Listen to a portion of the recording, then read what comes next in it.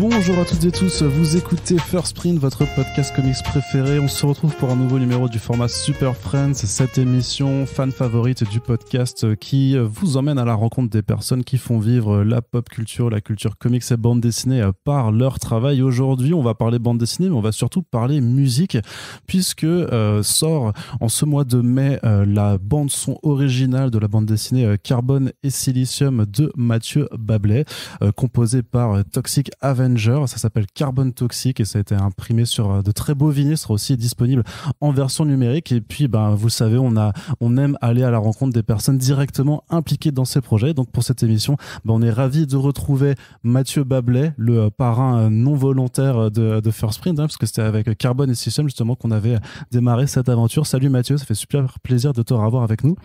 Hello Arnaud. Et on est aussi ravis d'accueillir pour la première fois dans notre podcast Toxic Avenger, donc qui a composé cette OST. Salut Toxic. Salut Arnaud. Déjà, merci d'avoir pris de votre temps tous les deux pour venir parler de ce projet. Et avant de parler de Carbone Toxic, juste Toxic Avenger, t'as déjà quand même pas mal travaillé avec le label 619. Hein. T'étais sur l'OST du film Mutafukaz, on t'a vu même faire sur la musique du trailer de MFK2. Tu peux un peu m'expliquer ton rapport au label 619? J'ai été introduit au label 619 par un monsieur qui s'appelle Tsushinoko, qui avait fait quelques illustrations, je crois, je sais plus dans quel truc de 619, je ne me rappelle plus, mais qui m'avait dit, écoute, je connais quelqu'un qui monte un film et qui cherche de la musique. Et moi je lui ai dit, écoute, on sait jamais, vas-y. Et il se trouve que j'ai rencontré Ron par ce biais-là et que on s'est découvert beaucoup de névroses communes. Et tu sais, c'est souvent par les névroses qu'on devient plus proche des gens. Enfin, en tout cas en ce qui me concerne. Et du coup on s'est très bien entendu parce on avait exactement les mêmes névroses et du coup on a bossé ensemble et puis on a commencé à bosser ensemble sur Mutafukaz direct. Il n'y avait pas de préambule et puis voilà, et puis comme on s'entend bien et qu'on est un peu fous tous les deux et que les gens du label 619 sont un petit peu fous aussi, un petit peu fous dans le détail, je dirais. Il y a la folie du détail chez 619. Du coup voilà, c'est une histoire qui marche et avec laquelle je prends du plaisir à chaque fois en fait. Super, merci. Et alors c'est vrai que je suis peut-être un petit peu allé trop vite, mais quand même pour les personnes qui te connaîtraient pas juste Toxic, est-ce que tu peux nous dire quand même en quelques mots un peu qui tu es et ce que tu fais dans la vie? Ouais, je fais de la musique depuis une vingtaine d'années, de la musique électronique, mais aussi beaucoup de musique à l'image. Je fais de la musique pour des films, des jeux vidéo, des pubs, de la BD dernièrement, et puis je fais ma propre musique aussi sous le nom de The Toxic Avenger. Je fais de la musique électronique, je sais même pas comment la définir vraiment parce que ça part un peu dans tous les sens, voilà quoi. Pas mal de synthwave quand même, non, je dirais. Alors j'essaye de me défaire de cette étiquette là parce que c'est une musique que j'écoute pas, mais cool, c'est-à-dire que c'est toujours pareil, tu fais quelque chose que tu n'entends pas de la même façon. Je pense que dans tous les arts élargis, c'est comme ça, hein. Tu fais souvent un truc que les gens voient d'une façon différente de la tienne. J'adore, c'est des phrases de vieux du show business, ça veut dire qu'une fois que le truc est sorti, ça t'appartient plus. Mais il y a un petit côté comme ça, en fait, tu contrôles pas ce que les gens vont dire de ta musique. Moi, je le perçois pas comme ça, mais après, si les gens le perçoivent comme ça, c'est cool. Mais voilà, pour moi, la synthwave, c'est un truc, tu sais, de métalleux qui assume pas d'écouter de la musique électronique. Et moi, j'aime bien la musique électronique pour de vrai. Donc, d'accord, très bien. Bon, écoute, désolé d'avoir utilisé le mot interdit. Non, mais c'est cool. Encore une fois, chacun perçoit les choses comme il le sent. Et juste le nom de The Toxic Avenger, on est d'accord que ça vient du film de Trauma, enfin, ouais, ou pas du tout? Ouais. Okay. J'avais un groupe de rap en fait il y a très longtemps et on avait envoyé nos maquettes aux Inrock. Je sais pas pourquoi d'ailleurs. Et ils ont dit super, on va en parler dans les Inrock parce qu'il y avait un truc sur les nouveaux talents machin. Et moi j'étais le beatmaker du groupe et ils m'ont dit comment tu t'appelles et j'avais pas de nom et c'était le film que j'étais en train de regarder. Donc je me suis appelé comme ça. C'est aussi bête que ça, quoi. D'accord. Bah, sauf qu'aujourd'hui j'ai 40 ans et que bon, tu vois, c'est toujours pareil, quoi. Quand t'as un mec qui s'appelle genre Destructor et qu'il a 64 balais, tu fais ouais, bon mec, tu devrais t'appeler Michel maintenant. Écoute, on peut peut-être une occasion de changer de nom plus tard. C'est ça. Mathieu, est-ce que je viens vers toi maintenant? Est-ce que tu peux un peu m'expliquer ça vient d'où cette envie de faire une bande son pour Carbone et Silicium? Alors, je pense déjà c'est une envie commune du label 619 d'avoir une approche un peu transmédia. Enfin, c'est un truc dont on parle souvent avec Run, Guillaume et Flo. C'est de se dire que on a des univers assez forts et que on n'aimerait pas les limiter spécifiquement à la bande dessinée. Et en fait, la musique c'est vraiment quelque chose qui vient juste après dans nos envies, quoi, parce que c'est un peu ce qui manque à la BD par définition, quoi. On a que les images et on n'a pas le son, alors que nous on est baigné dedans en fait dans notre création et donc c'est un pont qui nous paraît extrêmement naturel et en fait ça s'est accéléré depuis que le label est devenu indépendant, qu'on a pu faire nous-mêmes nos propres goodies et voilà, on a commencé timidement avec des pins et des t-shirts, mais ouais, l'envie de faire des projets un peu plus costauds est venue assez rapidement.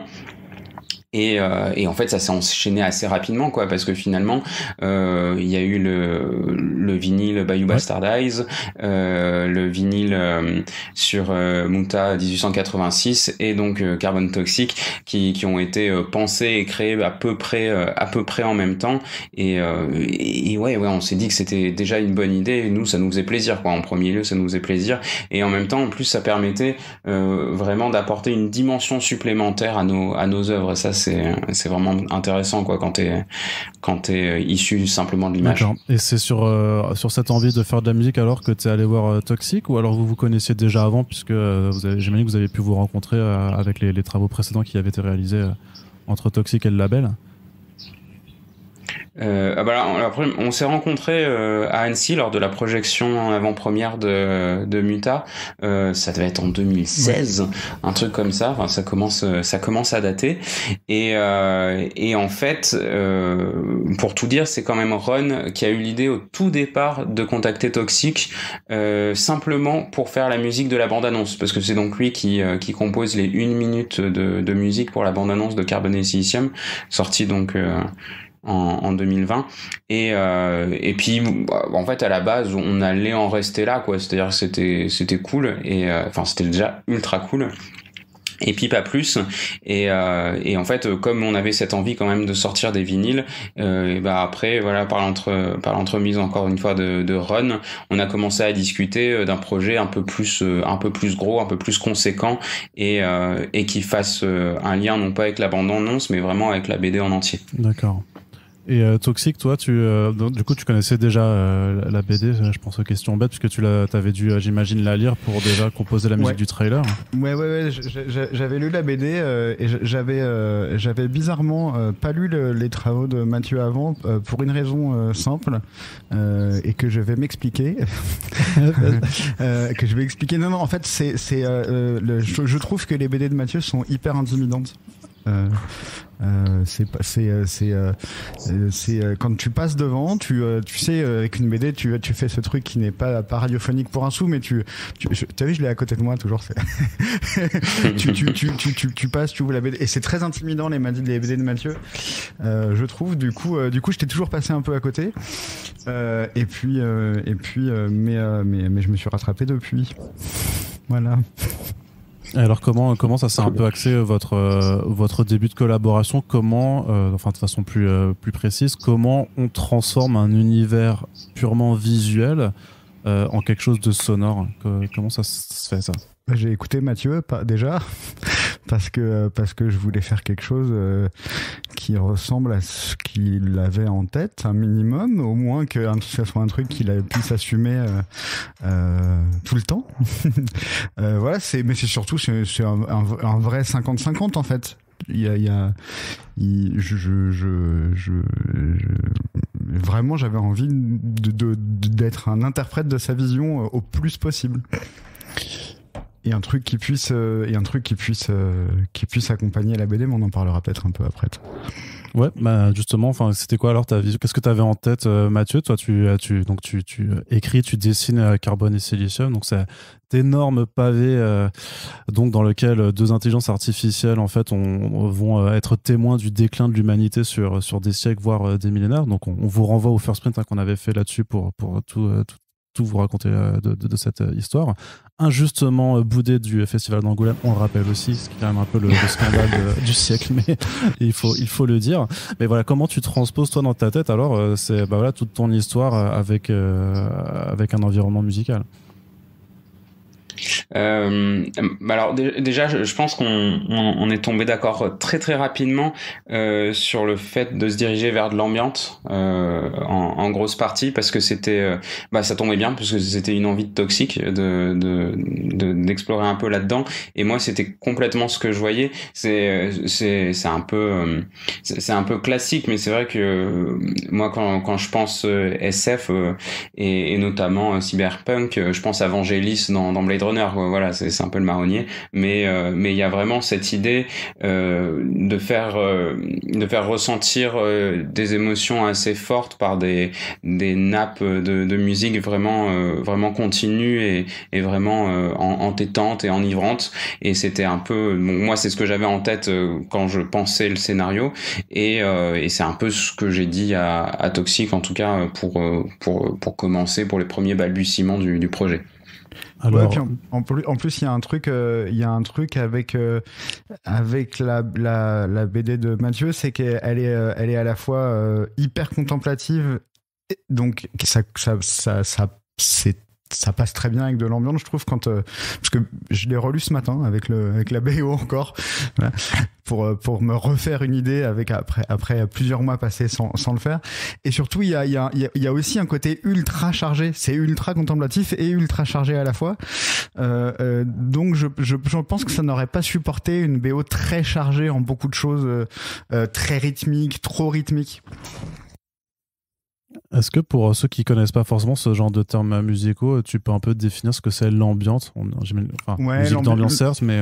Non, pas vraiment en réalité. Enfin, si, parce qu'à la base ça a été créé un petit peu pour ça. Ça a été créé par forcément créé, mais en tout cas popularisé par un monsieur qui s'appelle Brian Eno et qui a fait un album qui s'appelle Music for Airports et qui était censé être un album de musique pour aéroport. Donc de la musique d'ambiance, mais qui en fait était constitué de je crois 4 morceaux de très longs, très étirés, avec surtout des textures plus que des grandes mélodies. C'est des longues nappes très éthérées, très longues, rarement avec du beat derrière, et qui était à l'époque créé en assemblant des boucles à la main la plupart du temps, et en les mettant en reverse, des boucles de piano ralenties, etc. Et puis c'est ce qu'on a essayé un peu de faire là. Il y a même un morceau dans l'album, dans le l'EP auquel je tiens pas mal, qui est un morceau où il y a littéralement une note tenue pendant plusieurs minutes, que j'ai faite avec un synthétiseur qui est un espèce de synthétiseur russe un peu gros, un espèce de tank très lourd, etc. Et voilà, c'est souvent des choses très simples comme ça. D'accord. Alors, est-ce que vous pouvez un petit peu m'expliquer le processus de travail que vous avez eu vraiment chronologiquement, détaillez-nous un petit peu comment vous avez fait pour monter cette EP? Alors, tu sais, c'est sur des trucs où on a beaucoup échangé par mail, et puis j'ai envoyé des pistes à Mathieu. On s'ajuste, tu vois, au fur et à mesure. C'est des allers-retours. Mais alors pour le coup, je dois avouer que foncièrement, on n'a pas eu beaucoup de points de friction avec Mathieu. On avait une vision qui était quand même assez proche. Donc voilà, il reste 5 morceaux. J'ai dû en proposer 7 ou 8. C'est vraiment des choses qui voilà, ça a été assez fluide. C'est assez rare que ça soit assez fluide d'expérience, et Et en plus de ça, même de mon côté, c'est souvent beaucoup moins fluide que ça. Donc, finalement, j'ai assez peu à te dire sur le. Peut-être que Mathieu aura d'autres choses à dire, mais j'ai assez peu à dire sur le processus de création parce que au final, on s'est parlé une bonne fois. Enfin voilà, et puis comme notre vision était assez proche, on n'a pas eu besoin de se réajuster beaucoup. Mathieu. Ouais. Il y a eu. Je sais qu'au début, c'était vraiment. Il y avait les premières propositions, c'était vraiment, j'ai l'impression, pour trouver la tonalité globale du titre, notamment là les intros que tu m'avais envoyées avec les petits bips qui ouvrent la première la première musique, qui la ferme et qui ouvre la seconde. Voilà, il y avait une espèce de continuité numérique comme ça. Et puis après, à partir de ça, tu faisais des variations. On a un peu échangé pour le morceau, ça doit être le morceau 4 là sur le vinyle, le morceau où je te disais No Coffin for Two. Alors est-ce que c'est celui-ci? Ouais, enfin, celui-ci où il y avait cette histoire, je te disais, où il y avait cette histoire de voyage, et je voulais qu'on ait des notes de musique qui s'éloignent un peu d'un orientalisme un peu classique. Donc je te parlais du bouzouki, et du coup ah, c'est le 3, d'accord, ouais. Ok. Et du coup t'as rebondi dessus et t'as proposé un truc complètement en adéquation. Ouais, c'est ça qui était chouette aussi, c'était de pouvoir travailler avec des instruments un petit peu différents de ceux avec lesquels j'ai l'habitude de bosser moi, qui sont plus des synthétiseurs hein, globalement. Et effectivement, Mathieu m'avait parlé d'un truc comme ça, un peu oriental, parce que souk, mais il avait pas du tout envie d'avoir globalement de la derbouka et des choses comme ça, parce que voilà, donc j'ai été chercher du côté des instruments grecs, qui est un pays que j'aime beaucoup et tout. Et puis oui, effectivement, et je trouve que le vinyle il est intéressant pour ça d'ailleurs, plus que la version numérique. C'est même pas une pub déguisée pour en acheter, parce qu'il y en a plus à l'heure où on enregistre, il y en a déjà plus beaucoup. Mais il y a un truc avec la face A et la face B du vinyle, c'est-à-dire que c'est vraiment c'est assez bien structuré au final de les avoir placés dans cet ordre-là, puisque effectivement il y a une espèce de bip, une espèce de ligne de vie en fait qui se déclenche au morceau 1 et qui se termine au morceau 3, qui est la même, qui est lien entre les deux morceaux, et la phase B est une phase plus énervée, plus rythmique, assez nette en fait. Il y a une cassure assez nette, et pour autant le dernier morceau se termine par quelque chose d'assez ambiante. Le morceau 5 se termine par quelque chose d'assez ambiante qui pourrait presque boucler sur revenir au morceau 1, etc.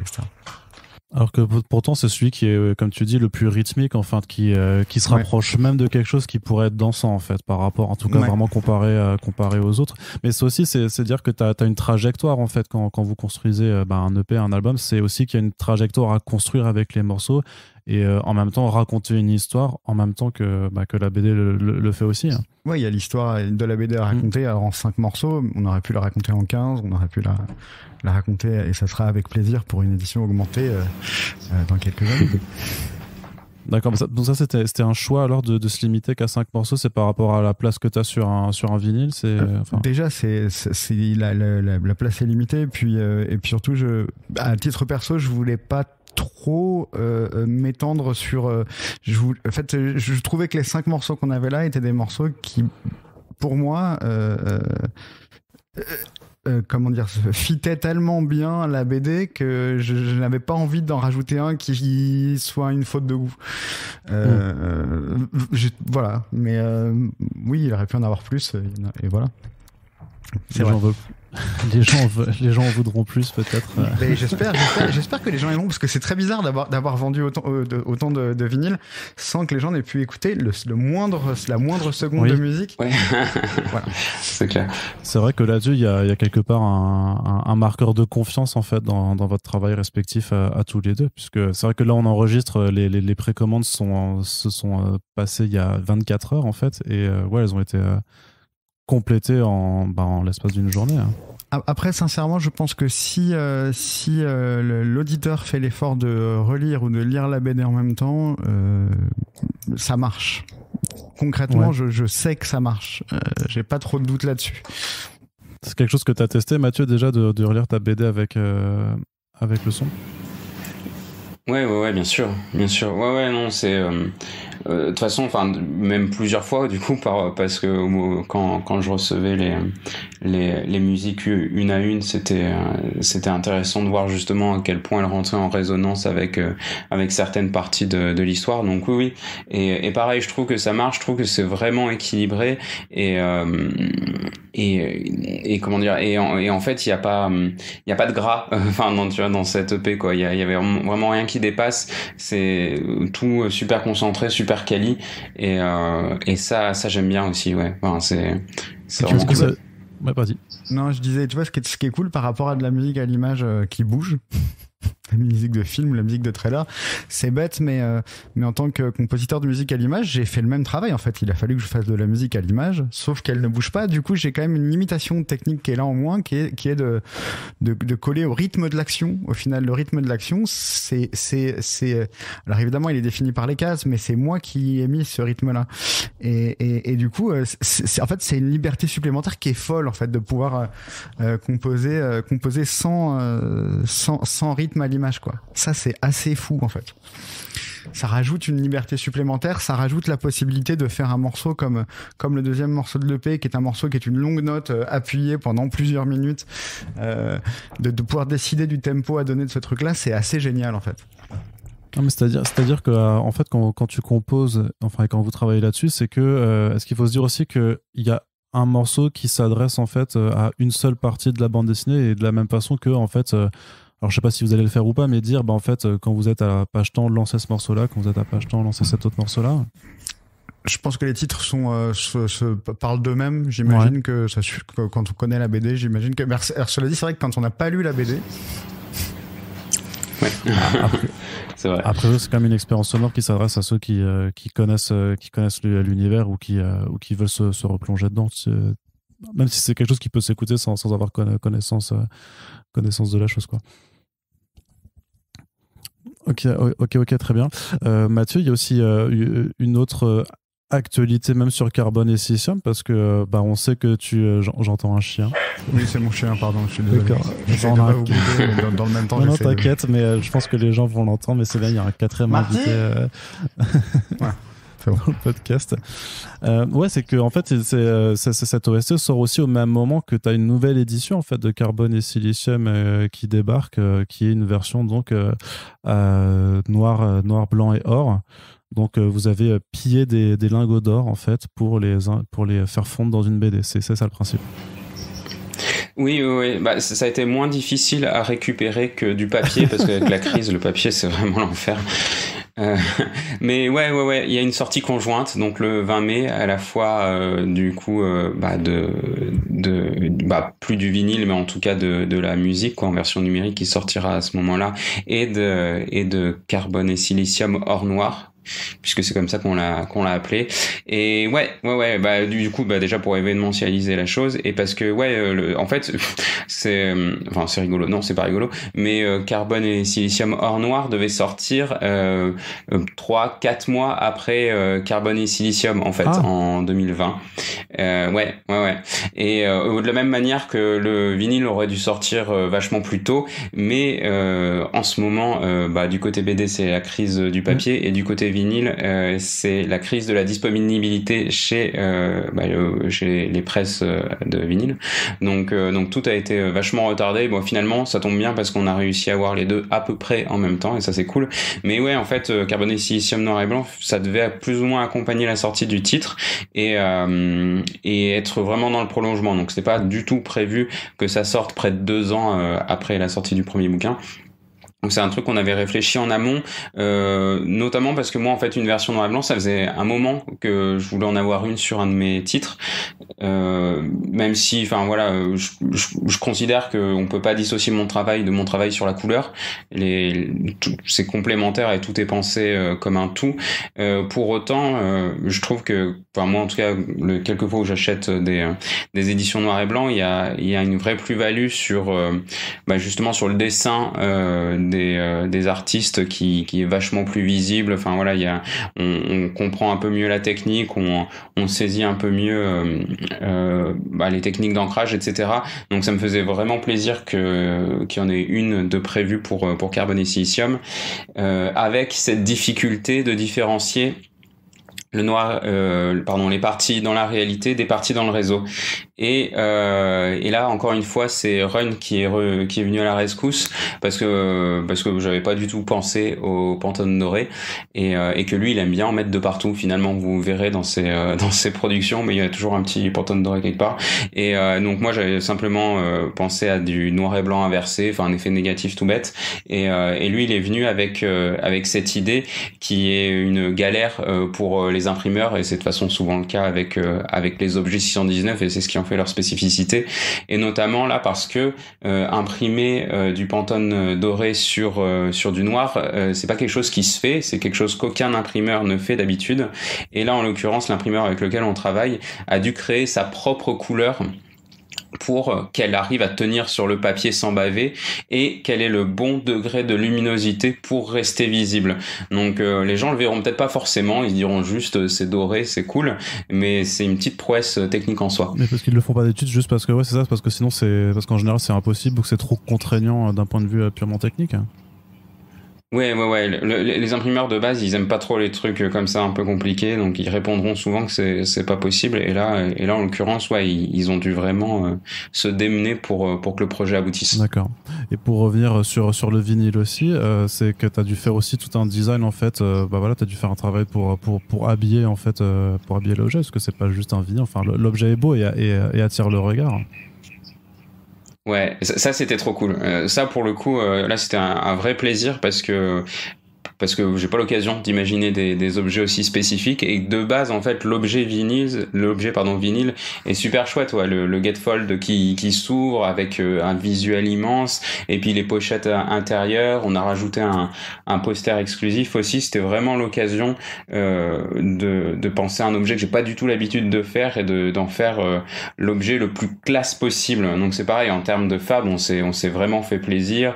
Pareil, il y a du coup un Pantone doré aussi sur le Gatefold recto et verso. On a un vinyle blanc, et il y a du coup des illustrations exclusives pour habiller le tout. D'accord. Et alors, parce que moi je n'y connais absolument rien, vu que je n'ai pas de platine, le vinyle blanc c'est assez rare ou pas? Enfin, c'est quelque chose de compliqué à faire?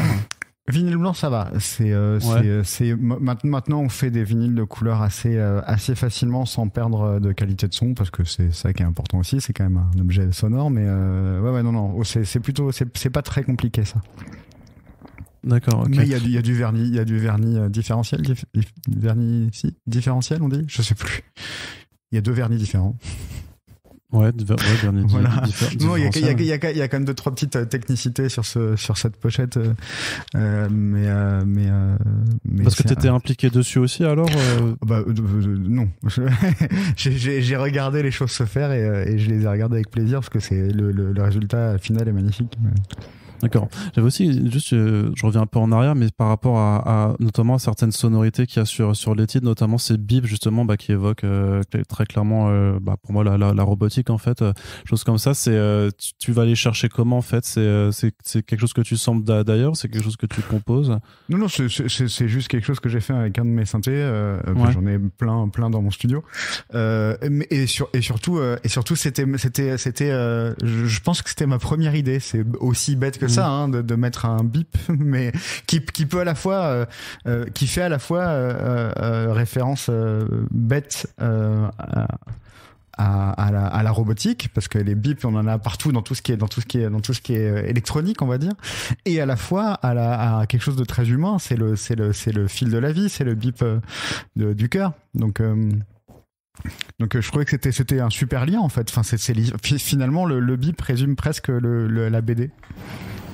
D'accord, ouais. Et pour ces envies un petit peu de voyage, tu parlais de la note étendue un petit peu, mais ouais, pour évoquer le voyage, alors ça c'est quand tu travailles?